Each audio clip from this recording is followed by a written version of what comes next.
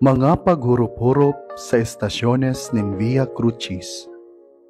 An enot na estasyon, an huring pamanggi kan kagurangnan. Pagrukyaw kang Ebanghelyo susug kisan Mateo.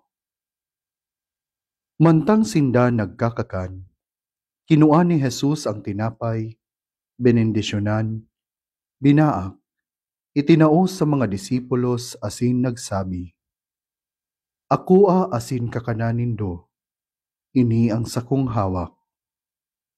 Dangan kinuaan kalis, nagpasalamat, itinaos sa inda asin nagsabi, "Inuman nindo gabos, ini ang sakong dugo, dugo kantipan, dugo na papabuluson huli sa gabos, para sa kapatawaraning mga kasaalan.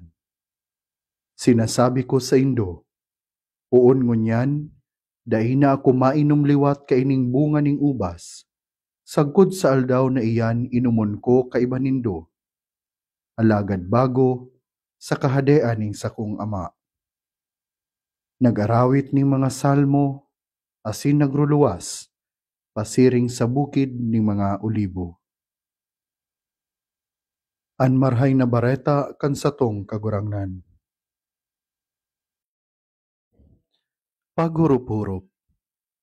Sa huring pamanggi, tinugdas ning kagurangnan ang sakramento ning Eukaristiya asin banal na orden.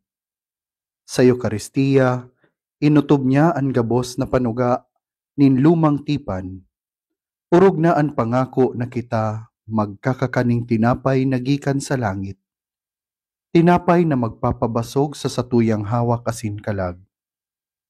Sa sakramento ning banal na orden, inutob niya man ang sa iyang pangako na siya danay na makakaibahan niya to sagkod sa katapusan kan panahon.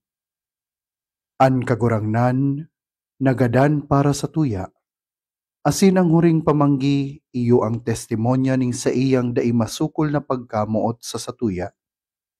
Pagkamuot na handang idusay ang sadiri, pagkamuot na dai nagpapabaya,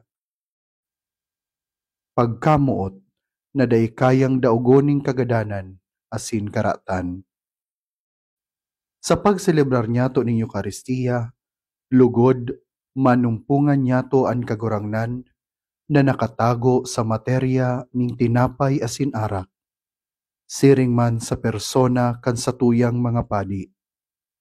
Mahanap man lugod niyato ang kagurangnan sa mga kapwa niyatong nangangaipo, asin napapasipara ning sosyedad. Danay niyatong ipamibi ang grasya na makasunod kita sa dala ning kagurangnan, dala na magdadara sa tuya, bako sa katapusan ning kalbaryo, kundi sa kamurawayan ning pagkabuhay liwat.